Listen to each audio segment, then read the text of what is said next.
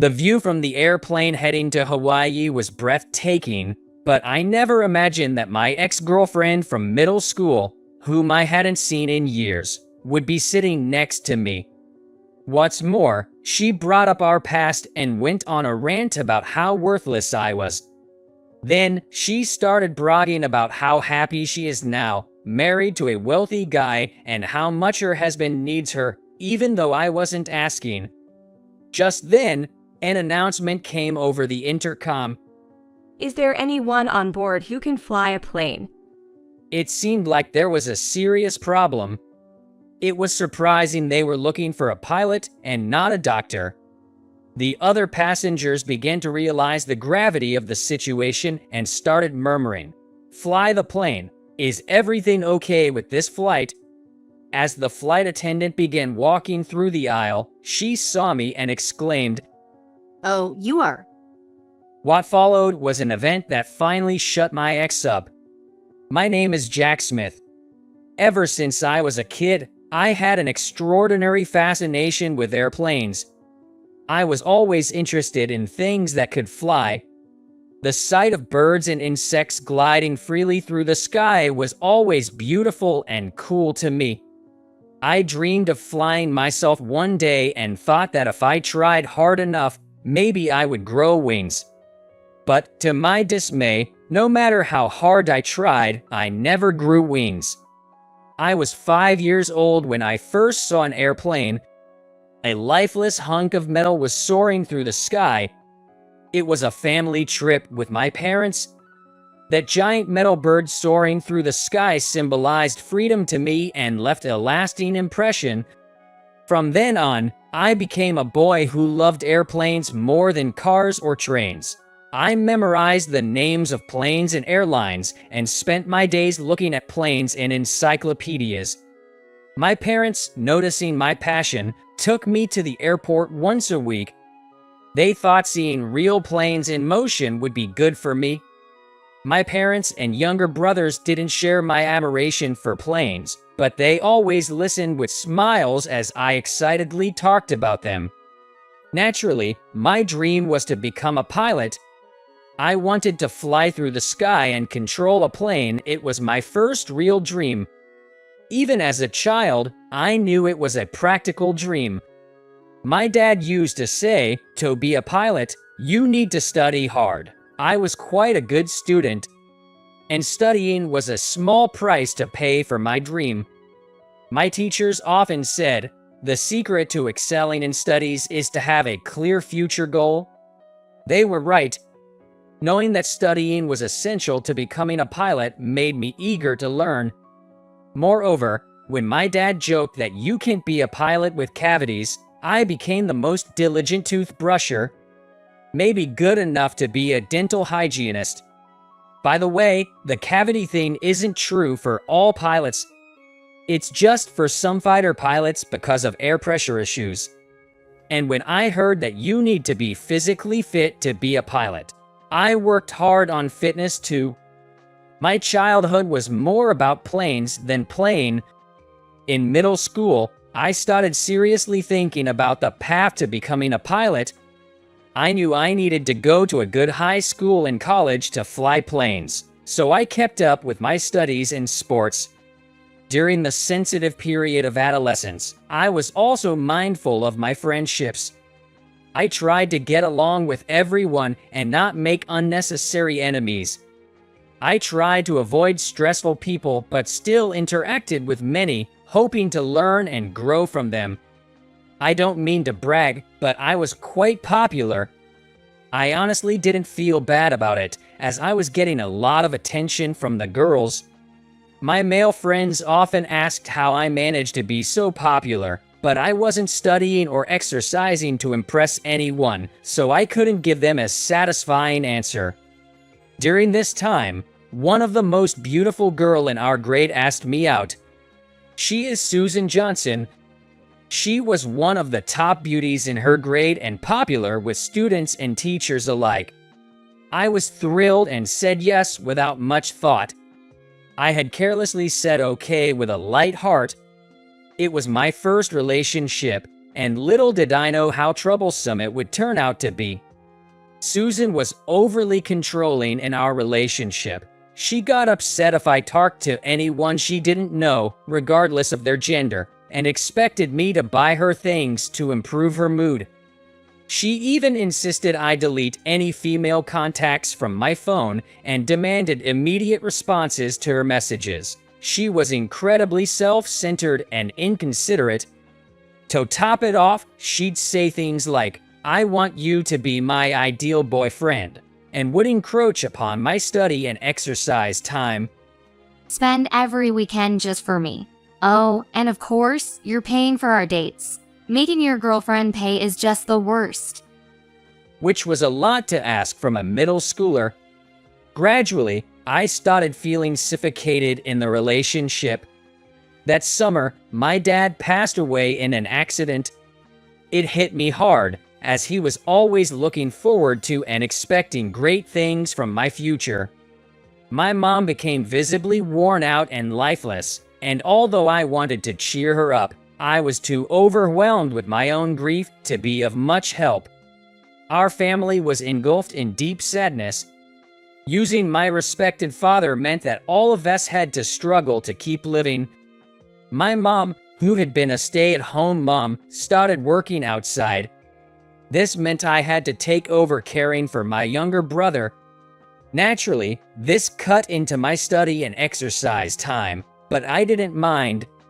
It wasn't hard for me to do it for my family. Of course, it wasn't just my personal time that was cut down.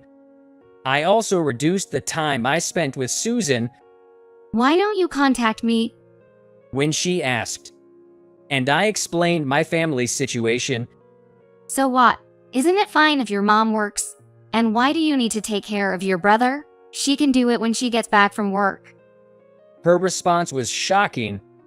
I couldn't believe her lack of empathy towards a family grieving the loss of a father.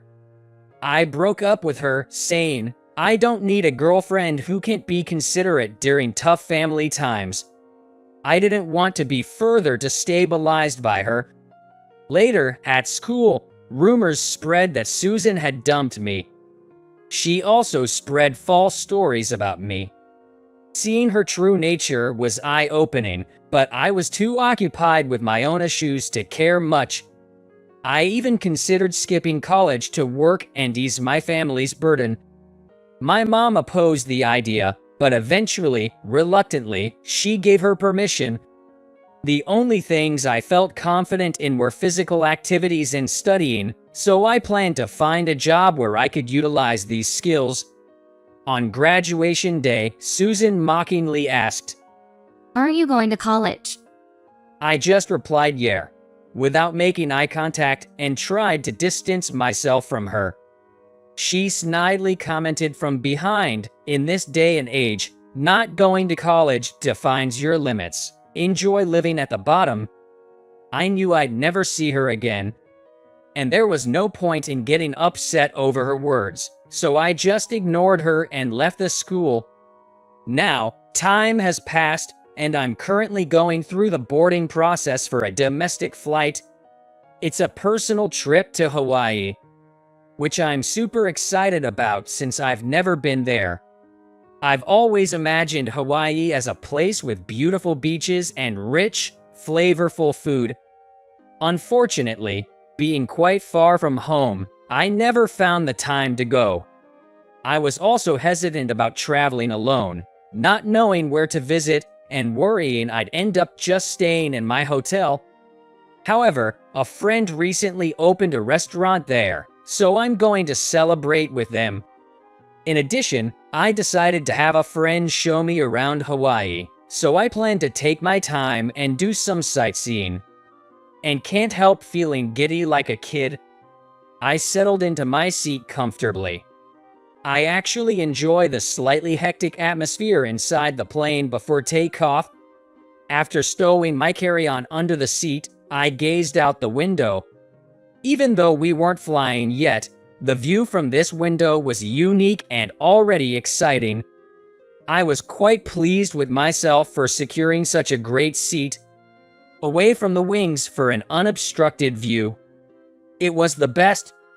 There was still some time before takeoff, so I let my imagination run wild with thoughts of the amazing views above the clouds. The plane was nearly full, but the seat next to me remained empty. I wondered if no one had booked it or if they were just running late. It felt a bit awkward, being the only one with some extra space in such a crowded setting. As I looked outside, trying to pass this awkward time, there was a loud thud.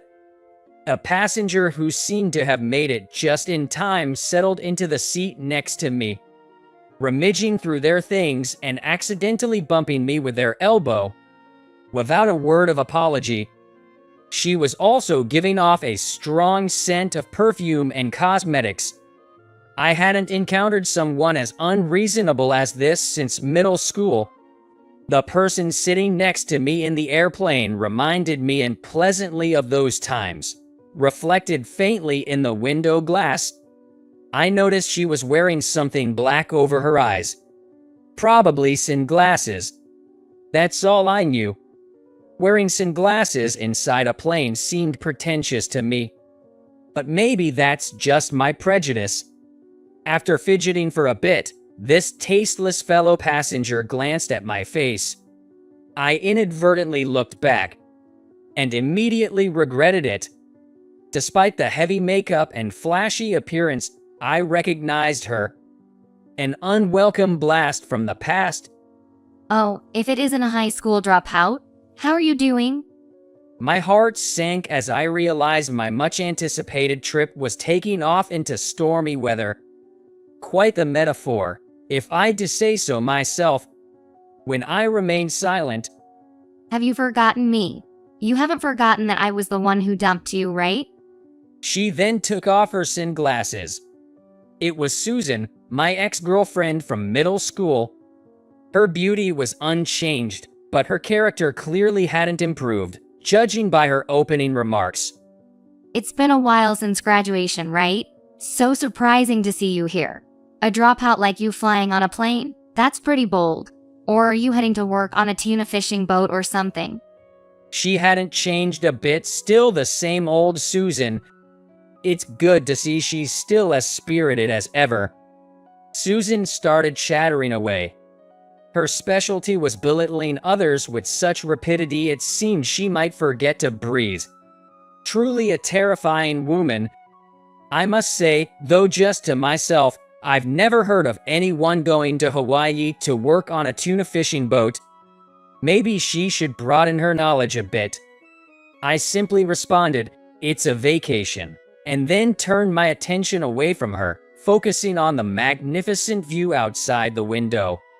The plane began its slow movement towards takeoff. What should have been an exciting flight turned into a dive straight into hell because of just one seat. Sleeping quietly over the wing would have been infinitely better. My cold attitude seemed to have offended Susan. She started going off on me, saying things like how I was the worst boyfriend ever, how her college boyfriends were way more handsome, and how dating me was a waste of time, all designed to provoke a response from me. Apparently, after college, Susan married some rich guy and hit the jackpot. I wasn't paying much attention, so all I remembered was her marrying rich. Now, she was off to Hawaii for a swanky vacation, staying in a luxury hotel and enjoying the resort life. A place she claimed I could never afford to stay in my entire life. Her husband, it seems, is totally smitten with her, living a life revolving around Susan. Well, some people are like that. I hope Susan will cherish him for the rest of her life, as I think such people are rare. I am sure that if she misses that person, she will never get married again. While listening to Susan's self-centered ramblings, I couldn't help but admire the beauty outside the airplane window. As soon as we took off, the view below turned into a blanket of white clouds. No matter how bad the weather is, once you rise above the clouds, a bright blue sky always shines through. The beautiful sky always reigns above the clouds, with glimpses of the ground peeking through the gaps. But when will the cloud next to me clear up? You, being a bottom dweller, probably don't get to fly much, so this view must be rare for you. She continued to mock me. Susan even bragged about having flown so often that she was bored of the scenery and couldn't even bother to look out the window anymore. I wonder why she goes to such lengths to lower her own value. High self-esteem is good, but this attitude of hers was beyond my understanding. I can't believe I ever dated someone like her. If I ever have kids, I'll make sure to instill this lesson in them. Life stains shouldn't be set in stone by middle school. It's a pity, really. And about getting bored with the view from an airplane because you've flown a few times. I don't buy that. The scenery changes with the day and time, so you never see the same view twice. What a waste of an opportunity, I think. Just as she was passionately expounding on how great she is, Is there a doctor on board? an announcement came over the PAR system. It's a line I've heard in dramas, but never in real life. Perhaps someone had collapsed and needed medical attention. I was concerned but knew there was nothing I could do. I decided to wait quietly, unlike my ignorant neighbor, Susan, who exclaimed, What? What's this? This is just like a drama. I can't believe this is happening. Her excitement was misplaced, to say the least, especially considering someone was probably in bad shape. Clearly, a few screws were loose in her head. As I paid attention to the cabin, another announcement followed. Is there a pilot on board who can fly the aircraft? Even I was taken aback by this. The passengers had been a little unsettled by the first announcement, but now the cabin erupted into chaos. Is something wrong with this plane? Does the pilot need a doctor? These and other questions filled the air. It made sense. First a doctor, now a pilot. Something must have happened to the cockpit crew.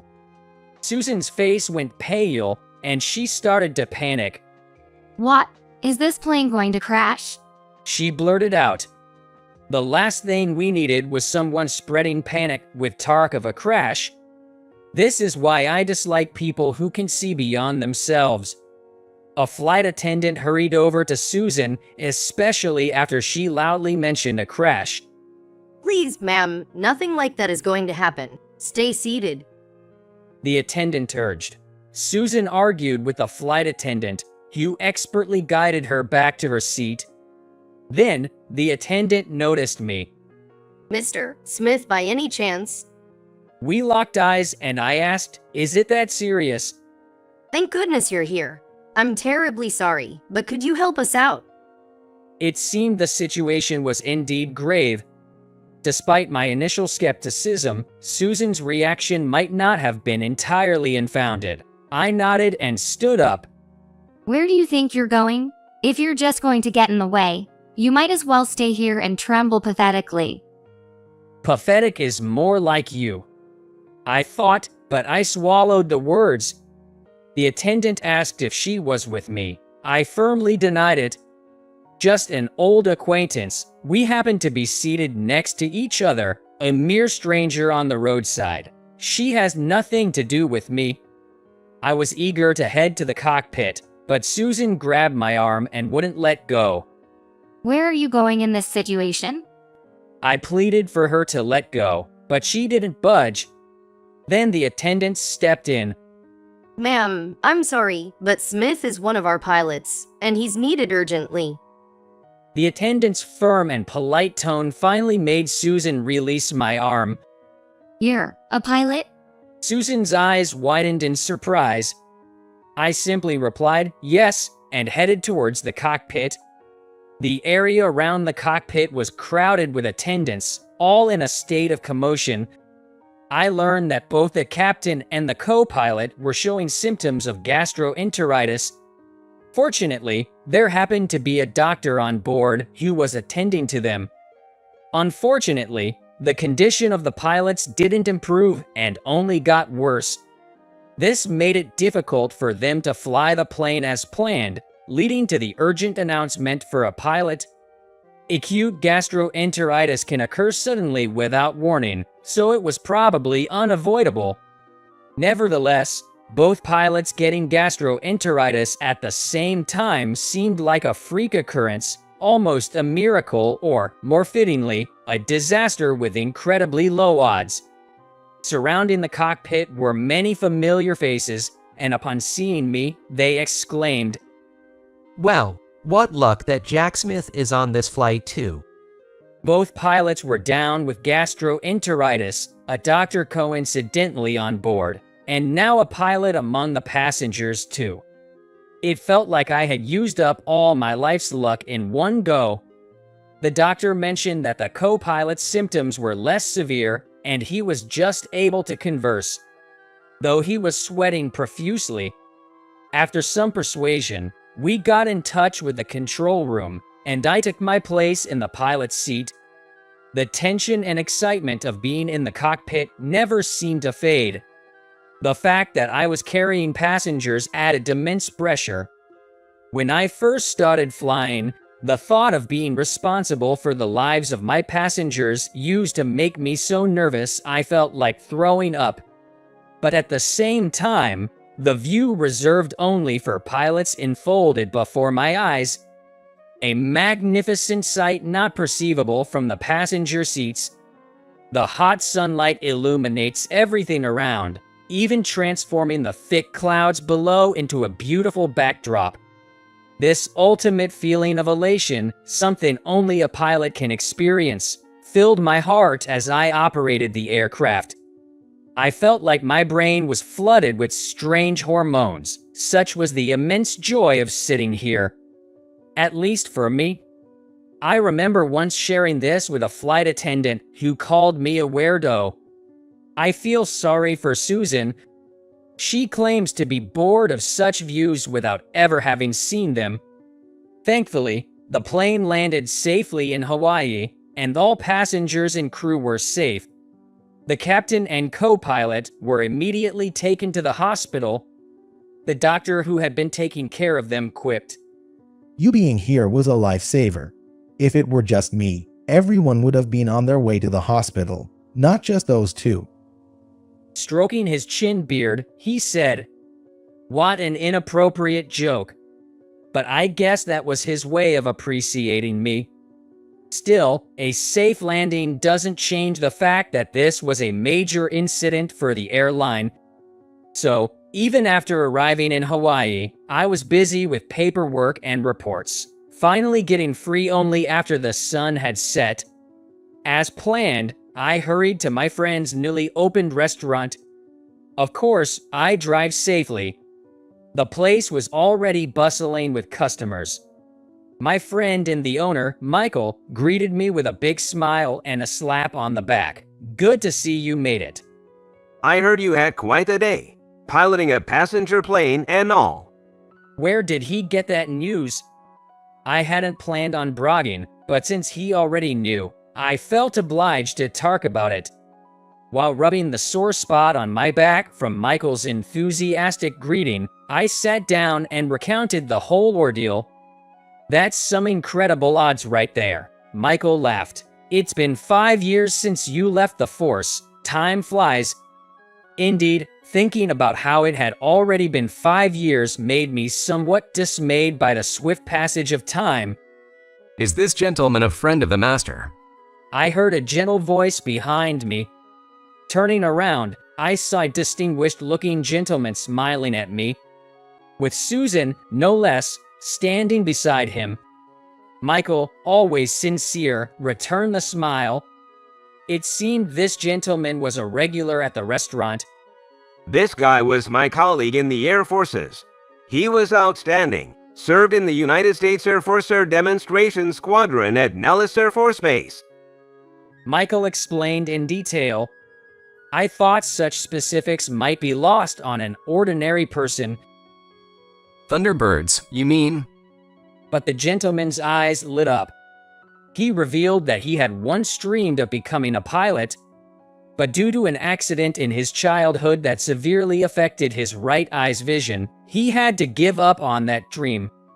He was just like me, a true airplane enthusiast who remembered not only the names of airplanes and airlines, but also the units of the Air Forces. It had been a while since I'd met someone who loved planes as much as I did, so I got a bit too excited talking to him. I was there to celebrate Michael's new restaurant, but I ended up getting deeply engrossed in conversation with a gentleman, neglecting Michael a bit. This gentleman was particularly fond of the Thunderbirds and started speaking passionately about their exhibition flights. Our intense discussion was interrupted by none other than Susan. Honey, She called out to us with a refined tone.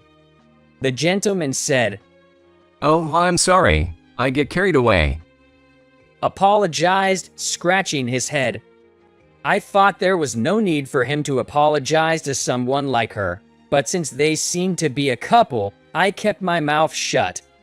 When he learned Susan and I went to middle school together, his eyes sparkled with interest again. He bombarded me with questions. Upon asking where I was currently working, I told him I was a civilian pilot. He looked puzzled, which made sense, since Michael and I knew each other from our Air Force days, and anyone passionate about planes would naturally think of flying fighter jets. I had been in a traffic accident years ago, which rendered me unable to fly fighter jets. I still love the sky, so I transitioned to civilian aviation. I explained, it was a rainy day 5 years ago when a car ran a red light at a crosswalk and hit me. The driver was distracted. We settled for damages, so I don't hold a grudge anymore, but the accident broke my left leg and required extensive rehabilitation. Because of that, I couldn't meet the flight hour requirements and was dismissed from my pilot duties. The after effects of the accident meant I couldn't handle the physical strain of flying a fighter jet. I was indeed devastated at the time. It was a dream I had since childhood, and my late father had supported it so much. But his teachings helped me through. The past is the past. There's no use dwelling on it. Do the best with what you have now. If I had wallowed in self-pity, I wouldn't have been able to accomplish even what was still possible. When I could no longer fly fighter jets, I was offered a desk job, but flying was non-negotiable for me. So, I resigned from the Air Forces and switched to civilian flying. Becoming a civilian pilot was more challenging than I anticipated, with various hurdles. But I never gave up. My place was in the sky, nowhere else. After finishing my story, Susan's husband, Chris, seemed moved, his eyes brimming with tears. I've never met someone as incredible as you. Your unyielding spirit is truly inspiring. If it's okay with you, can we keep in touch? He pulled out his phone. I couldn't refuse after such praise, and honestly, I was flattered. We continued our conversation about airplanes. During this time, Susan seemed to shrink and kept looking down. Susan's husband introduced himself as Chris. Chris owned several properties in Hawaii and other American resort areas, a well-known real estate magnate. Susan's story about marrying into wealth wasn't a lie. As I had half doubted, Chris frequently stayed in touch after we met in Hawaii. He was a straight arrow type, a stickler for integrity, highly respected in various circles. That such a man chose Susan as his partner was surprising. It made me wonder if she had somehow tricked him. Then, one day, I got a message from Susan. never tell my husband about us dating in the past. Don't ruin my happiness. I wanted as little to do with Susan as possible, but thinking about Chris, I wondered if I should let him know. It's a dilemma. Susan must be somewhat aware of her past insincerity. Her character probably hasn't changed much since the plane incident, but she must have worked hard to marry a wealthy man. If she went to such lengths, I won't be the one to ruin it for her. Though it's quite ironic. Honestly, I think even if I don't tell Chris about Susan's true nature, it'll eventually come out. But until then, let her savor this brief period of happiness. I simply replied to Susan, "Understood." After that, there was no further response from her. Susan will likely live her life hiding her past from her husband. In fact, it seems that's the only way she can live now. She must be living in fear, constantly worried about her past and her mistreatment of others being exposed. That's the responsibility and consequence of her past actions. The past never disappears. Sometime after my trip to Hawaii, I happened to run into Chris at the airport. He looked much thinner and seemed worn out. When I approached him, he revealed that he and Susan had divorced. It all started a while after the incident in Hawaii when a friend of Susan's visited their home. Chris was at home for work and didn't want to disturb them, so he stayed in the next room using his computer. The friend was apparently from Susan's middle school, and they were speaking loudly enough that Chris couldn't help but overhear their conversation. They were laughing crudely, calling someone from their school days by a nasty nickname and mocking them. My name was also mentioned. Hearing Susan and her friends laughing about how it's best to marry a rich man made Chris explode with anger. He stormed out of his study into the guest room, shouting at them to get out now. He kicked out Susan and her friend and didn't let them back in that day. Later, it was discovered that Susan had been misusing their savings and spending lavishly. When confronted, she lashed out at Chris, accusing him of being stingy despite his wealth. Chris had initially hoped for a change of heart and a fresh start, but Susan's unapologetic attitude about her extravagant spending and her complaints about not owning enough luxury items were the last straw for him. I wasn't surprised by her behavior, knowing her as I do. The more Susan insulted Chris, the more distant his heart grew from her. Eventually, he had enough and initiated divorce proceedings. Susan's attitude changed dramatically when faced with divorce, pleading that she didn't want to split and that it was all just a misunderstanding. She probably never imagined it would come to this. It seems her mind was always centered on herself. When Chris threatened to take legal action, she reluctantly signed the divorce papers. The process involved disputes over property division and took a while to settle, but Chris recently finished it all. Chris said, "I thought she was a wonderful woman, but her true character was beyond my wildest imagination." I completely agreed with him. People are not always what they appear to be. Sure, good looks might matter when you're young, but as an adult, being with someone whose substance matches yours is vital, otherwise it becomes a burden. After the divorce, Susan moved back to her hometown to live with her parents. Having been a housewife, she struggled to find employment and had to live modestly to repay her debts.